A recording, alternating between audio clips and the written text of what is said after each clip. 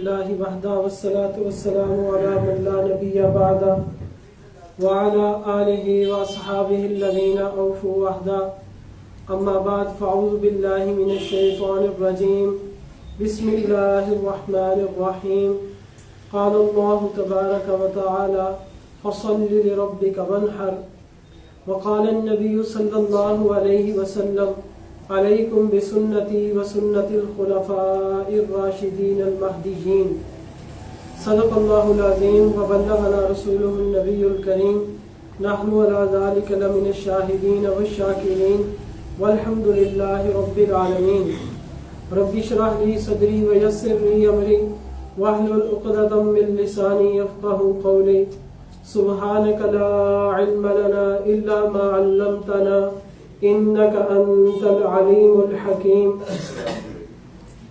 رب زدني علما وارزقني فهما اللهم صل على محمد وعلى آل محمد كما صليت على إبراهيم وعلى آل إبراهيم إنك حميد مجيد اللهم بارك على محمد وعلى آل محمد كما باركت على إبراهيم وعلى آل ابراہیم انک حمید مجید۔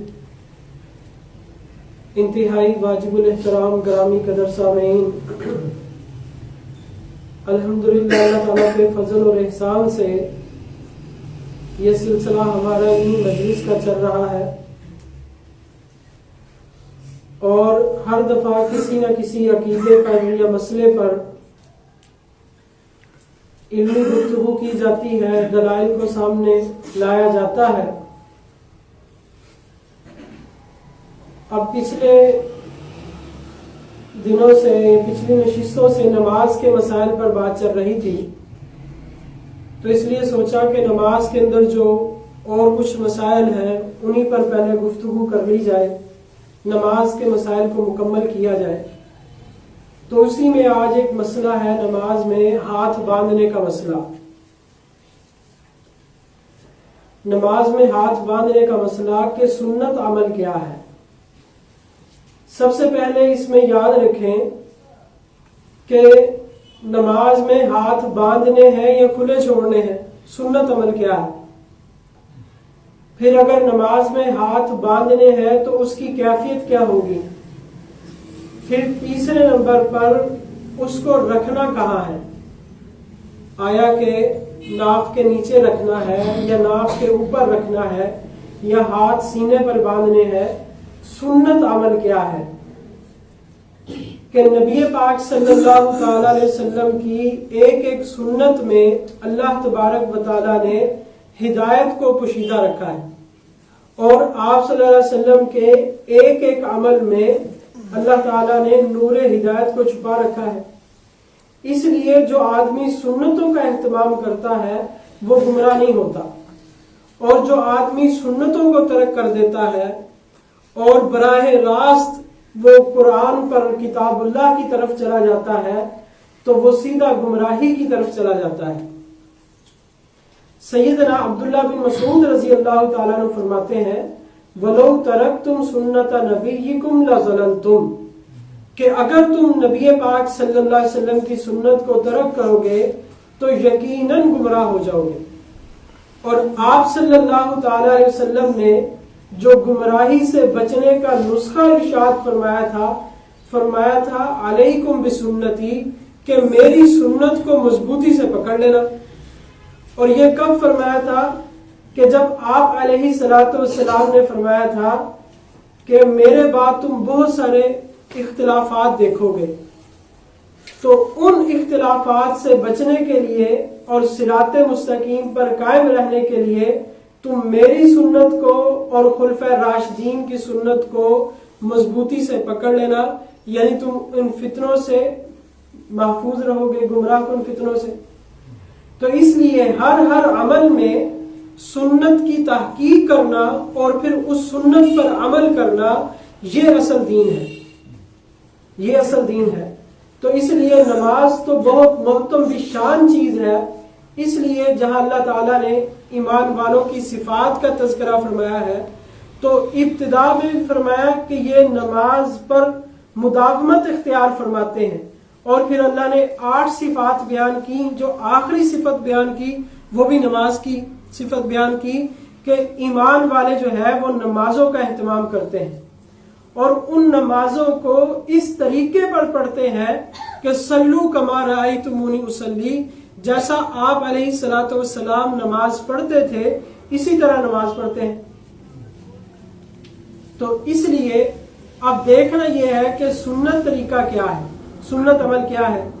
تو سب سے پہلے امام بخاری رحمہ اللہ نے باب قائم کیا، باب وضع الیمنی علی الیسری فی الصلاۃ، کہ نماز میں دائیں ہاتھ کو بائیں ہاتھ پر رکھنا، یعنی نماز میں ہاتھوں کا باندھنا. یہ انہوں نے بتا دیا کہ نماز میں ہاتھوں کو باندھنا چاہیے، یہ یعنی کہ سنت عمل ہے. ہاتھ کھلے نہیں چھوڑنے، کیونکہ بعض حضرات ہاتھ کھلے چھوڑتے ہیں.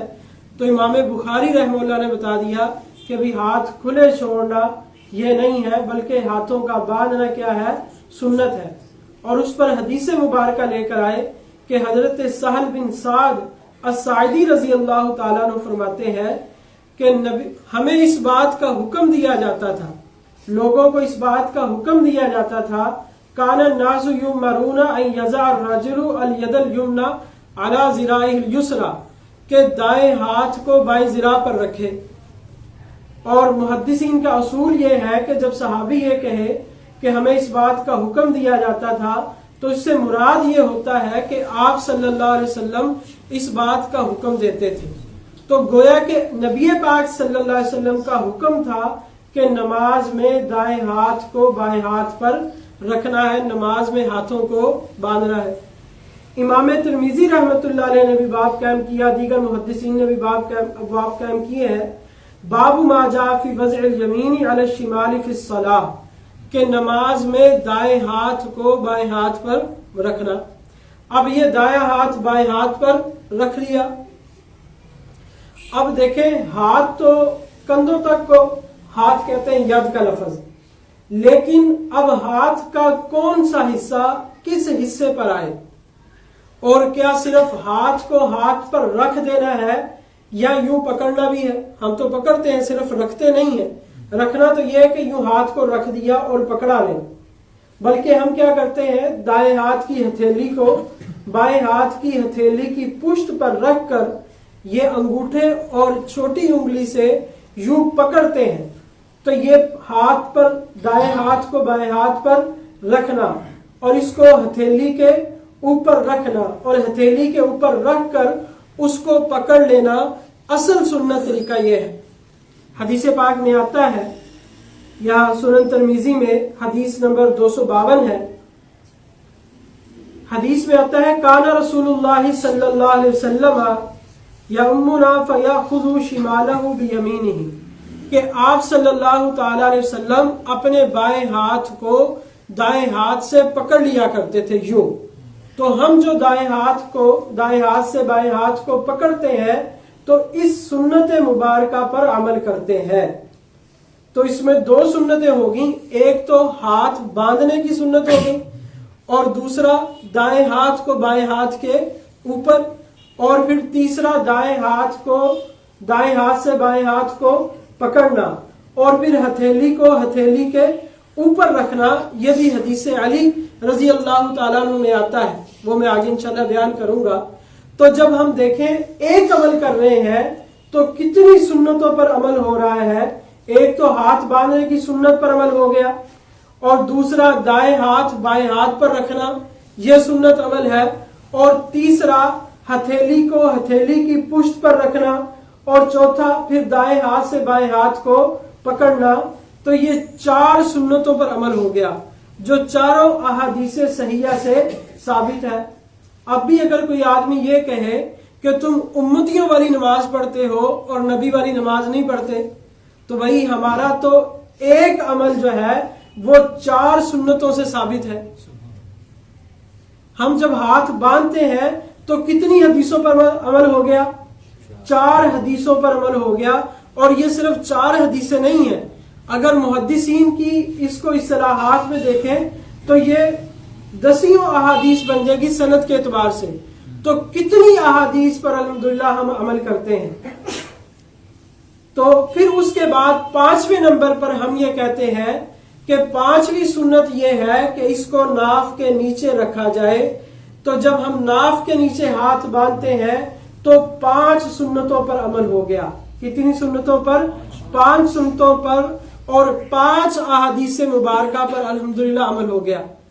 تو اب بھی اگر ہم یہ مطمئن نہیں ہو رہے اور لوگوں کے وسوسے میں آ جاتے ہیں کہ بھئی تمہاری نماز تو کوفے والی ہے، ہماری نماز مکے مدینے والی ہے، تو مکے مدینے والی نماز پڑھنی چاہیے، کوفے والی تو نہیں پڑھنی چاہیے. تو ہم انہیں کہتے ہیں تو بھی قرآن بھی مکے مدینے والا پڑھنا چاہیے کہ کوفے والا؟ کیوں جی؟ مکے مدینے والا نا. تو کوفے کے قاری کا قرآن کیوں پڑھا جاتا ہے؟ تو کہتے ہیں بھئی جب وہ قاری صاحب آئے تھے کوفے میں قرآن آیا تھا تو وہ مکے مدینے والا ہی تھا. کوفے میں جو قرآن آیا تھا وہ کون سا تھا؟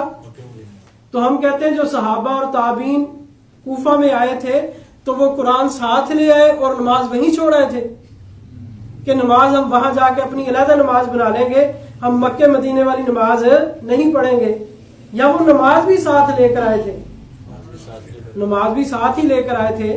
تو جس طرح انہوں نے کوئی قرآن اپنی طرف سے نہیں بنایا تو انہوں نے کوئی نماز بھی اپنی طرف سے نہیں بنائی. تو بات اتنی ہے، بس لوگ وسوسوں میں آ جاتے ہیں، وسوسوں کا شکار ہو جاتے ہیں. اس کی بنیادی وجہ یہ ہوتی ہے کہ ہمیں اپنے دلائل کا علم نہیں ہوتا، ہمیں اپنے دلائل کا علم نہیں ہوتا. یا جب ہم دوسروں کے دلائل کو سنتے ہیں تو ہم اہل علم سے رجوع نہیں کرتے. اور اس کی ایک وجہ یہ ہے کہ وہ لوگ یہ کہتے ہیں کہ دیکھو ہم نے تو تمہیں حدیث دکھا دی ہے، اب تم اپنے مولوی کے پاس نہ جانا، حدیث پر عمل کرنا. اب ان کا سب سے پہلا وار یہ ہوگا کہ وہ عوام کا تعلق اپنے علماء سے ختم کریں گے. کبھی علماء کے پاس جانے کی ضرورت نہیں ہے، یہ دیکھو بخاری ہے، یہ ترمذی ہے، یہ حدیث کی کتاب ہے، یہ قرآن ہے، تو آپ اس کو پڑھو اور تمہیں اپنے مولویوں کے پاس جانے کی ضرورت نہیں ہے. اب ظاہر ہے وہ بخاری اور مسلم تو نہیں پڑھ سکتا، نہ ہر آدمی نے آج تک بخاری اور مسلم بھی دیکھی ہوگی، ٹھیک ہے نا. تو اس لیے اس کے وسوسے میں آ کر جو ہے وہ بیچارہ گمراہی کی طرف چل جاتا ہے. اور جو اللہ تبارک و تعالیٰ نے نسخہ بتایا تھا گمراہی سے بچنے کا، جب اس پر عمل نہیں کرے گا تو گمراہی کی طرف ہی جائے گا. اللہ تعالیٰ نے کیا فرمایا تھا؟ فَاسْأَلُوا أَهْلَ الذِّكْرِ إِن كُنتُمْ لَا تَعْلَمُونَ، کہ اگر تمہیں مسئلہ معلوم نہیں ہے تو پھر علماء سے مسئلہ پوچھو. اب علماء سے تو ان کا مشن ہی یہی ہے کہ علماء سے دور کیا جائے، نہ علماء کی مجلس میں جائے گا، نہ ان سے دلائل کو سنے گا، اور نہ یہ ہدایت کے رستے پر چلے گا، نہ اس پر حق واضح ہوگا. تو بہرحال تو جب ہم ہاتھ ناف کے نیچے باندھتے ہیں تو کتنی طرح کی احادیث پر عمل ہو گیا؟ 5 طرح کی احادیث پر عمل ہو گیا. اور اب ان 5 طرح کی احادیث پر بھی بے شمار احادیث موجود ہیں. ان 5 طرح کی احادیث پر بھی بے شمار دیگر صحابہ کرام رضی اللہ عنہم اجمعین سے احادیث کیا ہے؟ موجود ہے. میں ان کی طرف نہیں جاؤں گا. میرا جو آج کا موضوع ہے وہ یہ کہ ناف کے نیچے ہاتھ باندھنا سنت عمل ہے. اس کی وجہ یہ ہے کہ بہت سارے لوگ جو ہے وہ اس کو بڑا معیوب سمجھتے ہیں، اور بعضوں نے اپنی کتابوں میں بھی اس کو لکھا کہ حنفی ایسی جگہ پر ہاتھ باندھتے ہیں کہ نماز کے ٹوٹنے کا خطرہ رہتا ہے. نماز محمدی کتاب میرے پاس موجود ہے یہاں، اس میں لکھا ہے کہ حنفی ایسی جگہ ہاتھ باندھتے ہیں کہ نماز کے ٹوٹنے کا خطرہ رہتا ہے. یہاں میں ایک بات کہتا ہوں کہ ایک ہے بڑا رافضی اور ایک ہے چھوٹا. یہ بھی ان کی اصطلاح ہے. ان کی اصطلاح میں جو صحابہ کو برا کہے وہ بڑا رافضی ہے، اور جو ائمہ دین کو برا کہے وہ چھوٹا رافضی ہے. یہ میری اصطلاح نہیں ہے، میں اپنی طرف سے نہیں کہہ رہا. تو بڑے کے نزدیک کیا ہے؟ ان کی کتاب نماز کے مسائل، اس میں لکھا ہوا ہے کہ اگر کوئی آدمی نماز میں ہاتھ باندھ لے تو اس کی نماز ٹوٹ جاتی ہے. اس کی نماز کیا ہوتی ہے؟ ٹوٹ جاتی ہے اگر نماز میں ہاتھ باندھ لے. اس لیے اگر آپ اس کو نماز پڑھتے دیکھیں گے نا تو آپ کو نہیں پتا چلے گا کہ یہ نماز پڑھ رہا ہے. تو بہرحال اس نے یہ لکھا کہ اگر کوئی نماز میں ہاتھ باندھ لے تو اس کی نماز کیا ہو جاتی ہے؟ ٹوٹ جاتی ہے. دوسرا کہتا ہے، چھوٹا کہتا ہے ٹوٹتی نہیں ہے، ٹوٹنے کا خطرہ رہتا ہے. سمجھ آئی کہ نہیں؟ کچھ باتیں اشارتاً بھی سمجھنی چاہیے، تو اس میں صراحت ٹھیک نہیں ہوتی. الکنایۃ ابلغ من الصریح، کنایہ میں بعض دفعہ وہ بات سمجھ آ جاتی ہے کہ جو صراحت میں نہیں آتی، اور اس میں حکمت بھی ہوتی ہے. تو بہرحال اب ہم نے یہ دیکھنا ہے کہ کتاب و سنت کے مطابق ہمارا مسئلہ کتنا مضبوط ہے، اور جو لوگ ہمارے مسئلے کو غلط کہتے ہیں ان کے پاس کیا دلیل ہے، اور کیا واقعتاً ان کے پاس بھی دلائل موجود ہیں، اور اس طرح کے قوی دلائل موجود ہیں کہ ان کی بات کو مان لیا جائے. تو سب سے پہلے امام ترمذی رحمۃ اللہ علیہ نے، جو بہت وسیع النظر ہے اور فقہاء کے مذاہب کو جاننے میں گویا کہ امام ترمذی رحمۃ اللہ علیہ کا کوئی ثانی نہیں ہے. امام ترمذی رحمۃ اللہ علیہ نے باب قائم کیا ہاتھ باندھنے کا، اور اس میں انہوں نے احادیث نقل کی دو کہ دائیں ہاتھ کو بائیں ہاتھ پر رکھا جائے، جو میں نے حدیث پڑھی. پھر اس کے بعد اپنی تحقیق پیش کرتے ہیں. وہ فرما رہے ہیں والعمل علی ھذا عند اہل العلم من اصحاب النبی صلی اللہ علیہ وسلم والتابعین ومن بعدهم، کہ اسی پر اہل علم کا عمل ہے. آپ صلی اللہ تعالی علیہ وسلم کے اصحاب اور ان کے اصحاب یعنی تابعین، اور تابعین کے بعد جو ان کے شاگرد ہیں تبع تابعین، ان کے نزدیک ان احادیث پر عمل ہے کہ نماز میں ہاتھوں کو کیا کیا جائے، باندھا جائے. پھر اس کے بعد فرماتے ہیں رعا بعضهم ان یضعهما تحت سرہ وبعضهم فوق سرہ، کہ اب یہ جو صحابہ تابعین اور تبع تابعین جو نماز میں ہاتھ کو باندھتے تھے، تو ان میں دو ہی مذہب نقل کیے گئے ہیں. ایک یہ ہے کہ بعض صحابہ اور بعض تابعین اور تبع تابعین فوق السرہ ناف کے اوپر ہاتھ باندھتے تھے، اور بعض صحابہ تابعین تبع تابعین ناف کے نیچے ہاتھ باندھتے تھے. یہ امام ترمذی رحمۃ اللہ علیہ نے یہ دو مسلک نقل کیے ہیں. اور سینے والا مسلک جو ہے امام ترمذی رحمۃ اللہ علیہ نے نقل ہی نہیں کیا کہ سینے پر ہاتھ باندھنا یہ خیر القرون میں تھا ہی نہیں. یہ خیر القرون میں تھا ہی نہیں کہ مرد جو ہے وہ سینے پر ہاتھ باندھے. عورتیں تو سینے پر ہاتھ باندھیں گی، وہ انشاءاللہ اس کی میں کچھ تفصیل عرض کروں گا مرد اور عورت کی نماز میں جب فرق بیان کروں گا. تو بہرحال امام ترمذی رحمۃ اللہ علیہ فرما رہے ہیں کہ دو طرح کے عمل تھے، ایک تحت سرہ کا اور ایک فوق السرہ کا. اب ہم نے دیکھنا یہ ہے کہ امام ترمذی رحمۃ اللہ علیہ نے یہ جو فرمایا ہے اس میں دلیل کے اعتبار سے قوی مذہب کون سا ہے. آیا تحت سرہ کا مذہب قوی ہے جیسا کہ ہمارا عمل ہے احناف کا اہل سنت. اور اس میں یہ بھی بتاتا ہوں کہ یہ صرف احناف ہی نہیں تحت سرہ کے قائل، بلکہ امام احمد بن حنبل رحمۃ اللہ علیہ سے دو روایتیں ہیں. ایک وہ کہتے ہیں کہ ناف کے نیچے، ایک روایت میں ہے کہ ناف کے اوپر، لیکن ان کی جو مشہور روایت ہے وہ ناف کے نیچے ہاتھ باندھنے کی ہے. اور امام شافعی رحمۃ اللہ علیہ سے دو روایتیں ہیں، ایک فوق السرہ کی اور ایک تحت السرہ ناف کے نیچے باندھنے کی. اور امام مالک رحمۃ اللہ علیہ سے دو روایتیں ہیں، ایک یہ کہ ہاتھ چھوڑ دے، اور دوسرا یہ ہے کہ وہ ہاتھ ناف کے اوپر باندھ لے. یہ ان سے دو روایتیں مروی ہیں. تو بہرحال ہمارا جو ہے کہ ہم ناف کے نیچے ہاتھ باندھتے ہیں، کیونکہ ہمارے ہاں اور تو کوئی امام کے مقلد ہے ہی نہیں، پاک و ہند میں صرف حنفی ہے، اس لیے ہم یہاں تحت السرہ کا ہی ذکر کریں گے. اور جو علی الصدر کے قائل ہیں ان کی طرف بھی میں تھوڑا سا اشارہ کر دوں گا. تو سب سے پہلے دیکھنا یہ ہے کہ نبی پاک صلی اللہ تعالی علیہ وسلم کا عمل مبارک کیا تھا. تو امام بخاری رحمۃ اللہ علیہ کے استاد، انہوں نے اپنی کتاب مصنف ابن ابی شیبہ، یہ میرے پاس اس کی سکیر موجود ہے، مصنف ابن ابی شیبہ، یہ شیخ عوامہ کی تحقیق سے یہ چھپی ہے کتاب، دار القبلہ سعودیہ سے یہ نسخہ چھپا ہے، یہ 26 جلدوں میں. اس میں انہوں نے ابن ابی شیبہ رحمۃ اللہ علیہ نے حدیث مبارکہ نقل کی سیدنا وائل ابن حجر رضی اللہ تعالیٰ عنہ سے. یہ اس کی جلد 3 ہے اور صفحہ 320 ہے، اور حدیث نمبر 3959. حضرت وائل ابن حجر رضی اللہ تعالیٰ عنہ فرماتے ہیں रअयतु नबी सल्लल्लाहु अलैहि वसल्लम, कि मैंने नबी पाक सल्लल्लाहु अलैहि वसल्लम को देखा, वज़ा यमीनहु अला शिमालिही फी सलाती तहत सुर्रा, कि नबी पाक सल्लल्लाहु ताला अलैहि वसल्लम ने अपना दायां हाथ बाएं हाथ पर रख कर नमाज में उसको नाफ के नीचे बांध लिया। तो किसका अमल है? नबी पाक सल्लल्लाहु अलैहि वसल्लम का। किसने देखा? सहाबी रसूल वाइल बिन हुजर रज़ी अल्लाह ताला अन्हु। अल्लाह के नबी सल्लल्लाहु अलैहि वसल्लम ने फरमाया, सल्लू कमा रअयतुमूनी उसल्ली, कि नमाज इस तरह पढ़ो जिस तरह नमाज पढ़ते मुझे देखते हो। तो अल्लाह के नबी सल्लल्लाहु अलैहि वसल्लम को नमाज पढ़ते किस तरह देखा गया कि आप सल्लल्लाहु अलैहि वसल्लम ने दायां हाथ बाएं हाथ पर रखकर कहां बांधा? नाफ के नीचे बांधा। और ये सनद जो है ये बिल्कुल सही सनद है।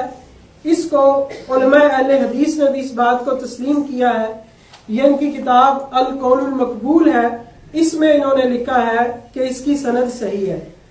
और यहाँ इन्होंने एक इतराज किया जाता है कि मुसन्नफ के नुस्खे में ये लफ्ज नहीं था नाफ के नीचे हाथ बांधने वाला, नाफ के नीचे हाथ बांधने वाला लफ्ज नहीं था, ये इन्होंने अपनी तरफ से बढ़ा दिया। तो ये मैं इनकी किताब से पढ़ रहा हूं। कहते हैं सफा 341, मुसन्नफ इब्न अबी शैबा के किसी नुस्खे में हदीस वाइल के एक तरीक में तहत सुर्रा के अल्फाज है और इसकी सनद सही है, इसकी सनद सही है।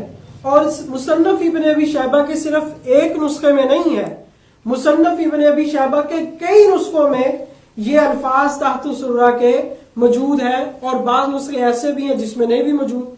तो उसमें कोई हरज वाली एतराज वाली बात नहीं है। तो मुसन्नफ इब्न अबी शैबा जो सऊदी अरब से छपा है शेख अवामा की तहकीक से, उसमें ये अल्फाज मौजूद है और इसकी सनद भी बिल्कुल सही और दुरुस्त है। इस पर कोई एतराज माकूल नहीं किया जा सकता। और फिर खुद उलमा अहले हदीस का एक कलमी नुस्खा है शमसुल हक डानवी साहब का, उस कलमी नुस्खे में भी मुसन्नफ इब्न अबी शैबा का कलमी नुस्खा है, उसमें भी ये अल्फाज तहत सुर्रा के मौजूद हैं।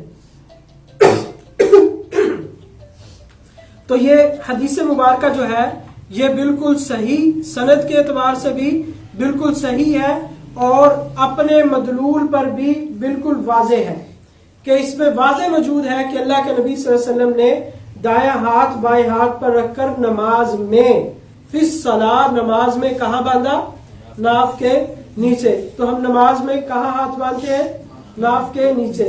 तो कितनी तरह की सुन्नतों पर अमल कर रहे हैं हम? 5 तरह की सुन्नतों पर अमल कर रहे हैं और कई अहादीस पर हम अल्हम्दुलिल्लाह अमल कर रहे हैं। समझ आ गई? अब मैंने आज फोन किया मुफ्ती अनवर उकाड़वी साहब रहमतुल्लाह दामत बरकातुहुम आलिया को, तो मैंने कहा हजरत दुआ करवाता हूँ, हम प्रोग्राम कर रहे हैं क्योंकि वो हमारे अमीर है, इस जमात इत्तेहाद अहले सुन्नत वल जमात के अमीर है। तो मैंने कहा दुआ फरमाए, तो उन्होंने दुआएं वगैरह दी। पूछा भाई आज कौन सा मसला है? तो मैंने कहा जी आज नमाज में हाथ बांधने का मसला है। तो उन्होंने फरमाया कि भाई वाकई अब इस बात की जरूरत है कि अवाम के आगे हाथ बांध लिए जाए, अवाम को समझा दिया जाए भाई अल्लाह के लिए जो है वो इस चीज को समझ लें, हम दीन को सीख लें और अपने असलाफ से जो एक फिजा चल रही है कि हमें सहाबा किराम से, अहादीस मुबारका से, सुन्नतों से, सहाबा से और ताबीन से, तबा ताबीन से, अमा मुज्तहिदीन से दूर किया जा रहा है ताकि इसको जो है वो अपना लुकमा बना लिया जाए और लुकमा शैतान बना लिया जाए, गुमराही के घरों में इसको फेंक दिया जाए। तो अब जरूरत है इस बात की कि अवाम को बेदार होना चाहिए। कभी अहले सुन्नत वल जमात जो अहनाफ है ये अल्हम्दुलिल्लाह किताब व सुन्नत पर अमल पैरा है, ये किताब व सुन्नत पर अमल पैरा है। जैसा कि जो हजरात तमाम हमारी इल्मी मजालिस में शरीक हुए उन्होंने जितने मसाइल यहाँ सुने, वो तलाक का मसला था, वो वसीले का मसला था, हयात ईसा का मसला था, हयातुन नबी सल्लल्लाहु अलैहि वसल्लम का मसला था, इसाले सवाब का या दीगर मसाइल, उसमें अल्हम्दुलिल्लाह हमने बेशुमार दलाइल से ये बात साबित की। अल्हम्दुलिल्लाह इसमें हमारा मौक़िफ़ किताब सुन्नत के मुआफिक है। तो इसलिए इसी पर बाकी मसाइल को क़यास कर लिया जाए کہ اہل سنت والجماعت احناف کے جتنے مسائل ہیں وہ سب کے سب اس کی بنیاد کس پر ہے؟ وہ کتاب و سنت پر ہے الحمدللہ. اور اس میں کسی معمولی آدمی کی تحقیق نہیں ہے، یہ اس آدمی کی تحقیق ہے جس کو امام اعظم ابو حنیفہ رحمۃ اللہ علیہ کہتے ہیں کہ بڑے بڑے پائے کے مجتہدین اور وہ محدثین جن کو لاکھوں حدیثیں یاد تھی، جب فتویٰ اور مسئلہ کی باری آتی تو وہ دیکھتے کہ فقہ حنفی میں کیا مسئلہ ہے. وہ حدیث کو نہیں دیکھتے تھے بلکہ وہ دیکھتے تھے کہ فقہ حنفی کا کیا مسئلہ ہے، ہم اس پر عمل کریں گے، کیونکہ وہ سمجھتے تھے کہ فقہ حنفی کا جو مسئلہ ہے یہ تمام کتاب و سنت کو سامنے رکھ کر جو ہے وہ ایک تحقیق کے بعد ایک فیصلہ کیا جاتا ہے اور پھر اس نتیجے پر پہنچتے ہیں جو کتاب و سنت سے واضح مسئلہ ثابت ہو یا جو دلائل کے ساتھ جو قوی اور راجح مسئلہ ہو. تو اس پر ایک حدیث الحمدللہ میں نے سنائی کہ نبی پاک صلی اللہ تعالی علیہ وسلم کا عمل مبارک کیا تھا؟ ناف کے نیچے ہاتھ باندھنے کا. پھر اس کے بعد ایک کتاب ہے التمہید، یہ مصنف ابن ابی شیبہ، میرے پاس کتاب تو موجود ہے لیکن اس کی یہ والی جلد میرے پاس موجود نہیں، اس لیے میں نے اس کا جو ہے وہ اصل سکین جو ہے وہ نکال لیا ہے. اسی طرح کتاب ہے التمہید لما فی الموطا من المعانی والاسانید، یہ بھی اصل کتاب موجود نہیں میرے پاس لیکن اس کا اصل سکین اس کی جلد نمبر 20 ہے اور صفحہ نمبر 78 ہے. اس میں انہوں نے ایک حدیث نقل کی صحیح سند کے ساتھ. کیا نقل کرتے ہیں؟ حدثنا ابو الولید الطیالسی قال حدثنا حماد بن سلمہ عن عاصم الجحدری عن عقبہ بن صحبان سمع علیًا. عقبہ بن صحبان فرماتے ہیں یہ جو میں نے سند پڑھی یہ سند بالکل قوی اور صحیح ہے. تقریب التہذیب میں علامہ ابن حجر اسقلانی رحمۃ اللہ علیہ نے ان تمام محدثین کو ثقہ لکھا ہے کہ یہ سارے محدثین کیا ہے؟ ثقہ ہے اور قابل اعتماد محدثین ہیں. یہ فرماتے ہیں عقبہ بن صحبان فرماتے ہیں سمع علیًا، انہوں نے سیدنا علی المرتضی رضی اللہ تعالیٰ عنہ کو سنا. کیا سنا؟ کیا فرما رہے تھے؟ یقول فی قول اللہ عز وجل، کہ وہ اللہ تعالیٰ کے اس فرمان میں فصلی لربک وانحر، وہ اس فرمان کی تشریح کر رہے تھے اور انہوں نے یہ بات ارشاد فرمائی وضع الیمنی علی الیسری تحت السرہ، کہ دائیں ہاتھ کو بائیں ہاتھ پر رکھ کر ناف کے نیچے رکھا جائے. دائیں ہاتھ کو بائیں ہاتھ پر رکھ کر کہاں رکھا جائے؟ ناف کے نیچے رکھا جائے. یہ بالکل صحیح سند کے ساتھ یہ حدیث مبارکہ التمہید علامہ ابن عبد البر رحمۃ اللہ علیہ کی کتاب میں موجود ہے، جلد 20 صفحہ نمبر 78. اس کو دیکھ لیے جائے، اگر کسی ساتھی نے دیکھنا ہو یا اس کو کاپی چاہیے ہو تو وہ یہاں موجود ہے. پھر اس کے بعد سیدنا علی المرتضی رضی اللہ تعالیٰ عنہ سے صرف یہی مروی نہیں بلکہ وہ فرماتے ہیں کہ یہ صرف نبی پاک صلی اللہ علیہ وسلم کا طریقہ نہیں بلکہ یہ تمام انبیاء علیہ الصلوۃ والسلام کا طریقہ یہی ہے. جس طرح وہ ایک حدیث ہے وہ کتاب و احادیث المختارہ میں، یہ اس کی بھی اصل کتاب موجود نہیں میرے پاس، تو بہرحال یہ کتاب و احادیث المختارہ میں یہ حدیث مبارکہ ہے. مصنف ابن ابی شیبہ میں، مسند امام احمد بن حنبل میں، یہ مسند امام احمد بن حنبل، یہ میرے پاس حدیث کی کتاب موجود ہے، میں اسے پڑھ دیتا ہوں. مصنف ابن ابی شیبہ میں بھی اور دیگر احادیث کی کتاب میں یہ سیدنا علی المرتضی رضی اللہ تعالیٰ عنہ کی یہ حدیث مبارکہ موجود ہے. حدیث مبارکہ کیا ہے؟ یہ مسند احمد اس کا صفحہ نمبر 83 ہے اور حدیث نمبر 875. اس میں یہ ہے کہ سیدنا علی المرتضی رضی اللہ تعالیٰ عنہ فرماتے ہیں ان من السنت فی الصلاۃ وضع الاکف علی الاکف تحت السرہ، کہ نماز کی سنت یہ ہے، بے شک سنت میں سے ہے نماز میں کہ ہتھیلی کو ہتھیلی پر رکھ کر ناف کے نیچے رکھا جائے. اور عام طور پر ضابطہ یہ ہے کہ جب صحابی رسول یہ بات کہیں کہ سنت یہ ہے تو اس سے مراد نبی پاک صلی اللہ علیہ وسلم کی سنت ہوتی ہے.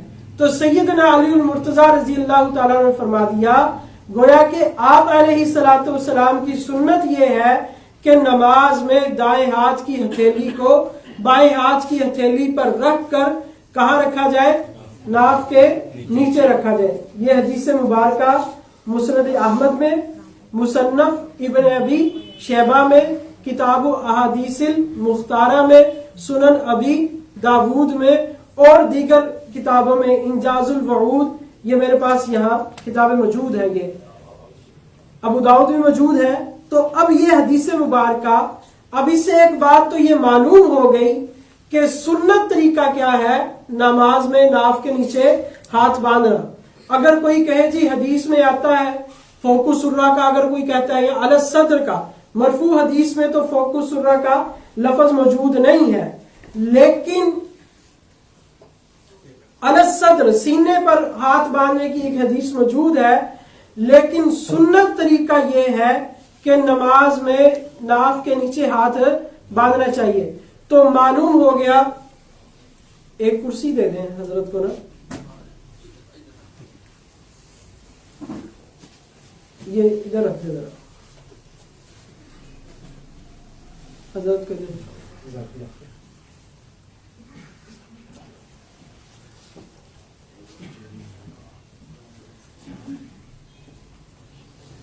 تو نماز کے اندر سنت طریقہ، اب دیکھیں جیسا کہ میں نے عرض کیا تھا کہ نبی پاک صلی اللہ تعالی علیہ وسلم نے کیا بات ارشاد فرمائی کہ سنت پر عمل کرنا ہے، سنت پر عمل کرنا ہے. اور ایک حدیث میں آتا ہے کہ میری طرف سے تمہارے پاس اختلافی احادیث آئیں گی، تم ان میں سے ان احادیث کو لے لینا جو کتاب اللہ کے موافق ہوں گی اور میری سنت کے موافق ہوگی. تو الحمدللہ ہم ان تمام احادیث کو مانتے ہیں، یہ بات یاد رکھیں، ہم تمام احادیث مبارکہ کو مانتے ہیں، لیکن عمل ان احادیث مبارکہ پر کرتے ہیں جن کو سنت کا درجہ مل گیا ہو.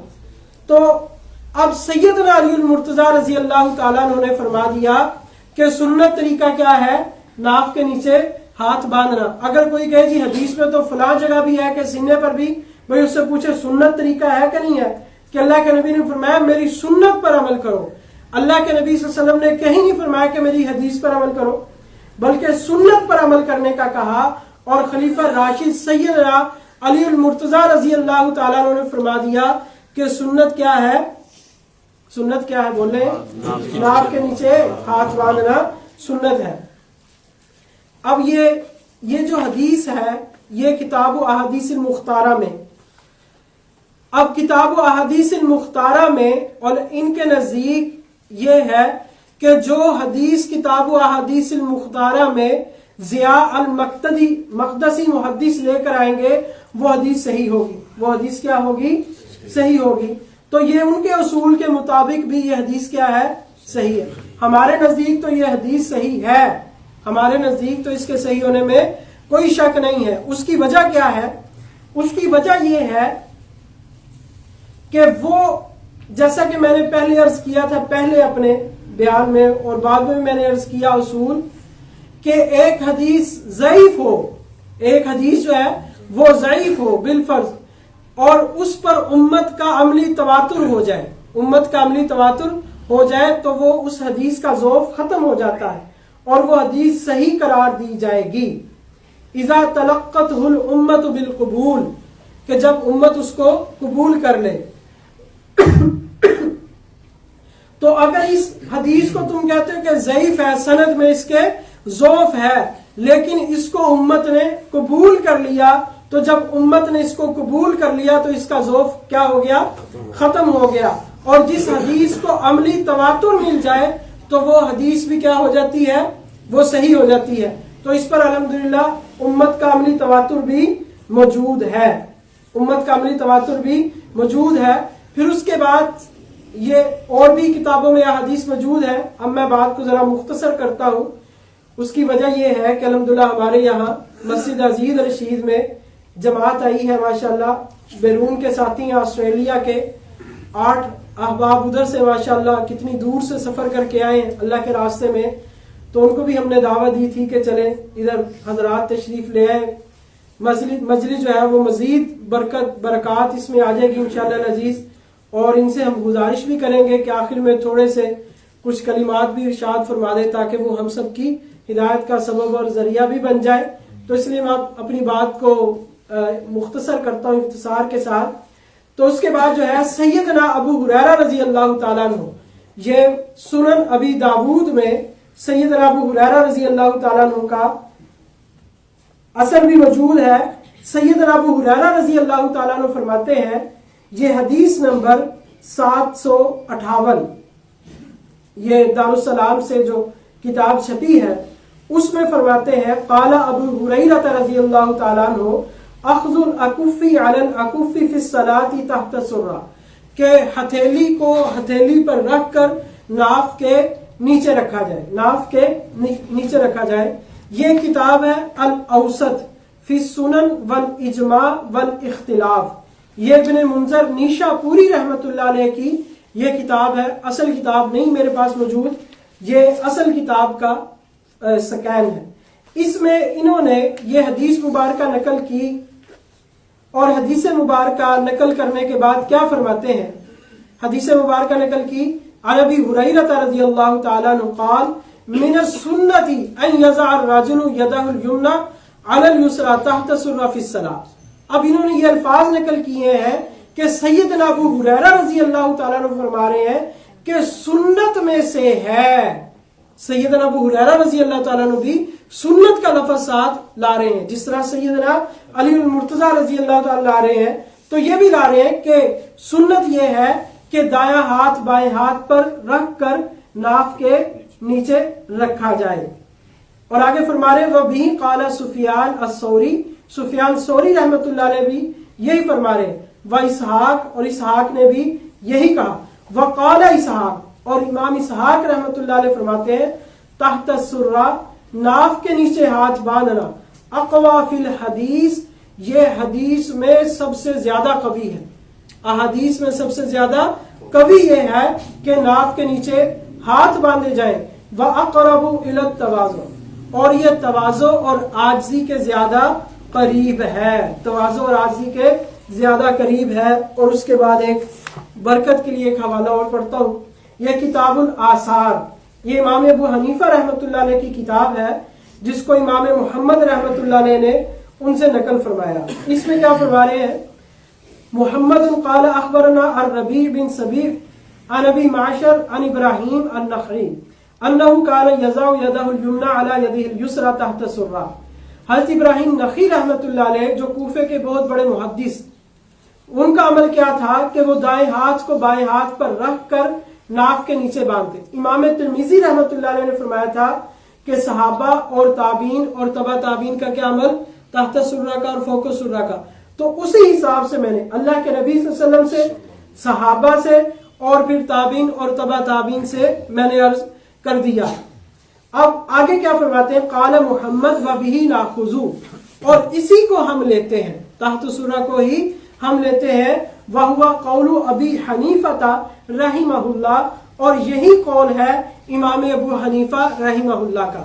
اور امام ابو حنیفہ رحمہ اللہ کا جو قول ہے نا، اب یہاں ایک بات یاد رکھیں، آپ کہتے ہیں بھئی آپ اللہ کے نبی کی بات کو مانیں گے، قول کو لیں گے، یا امام ابو حنیفہ رحمہ اللہ کے قول کو لیں گے، یہ بات کہتے ہیں نا.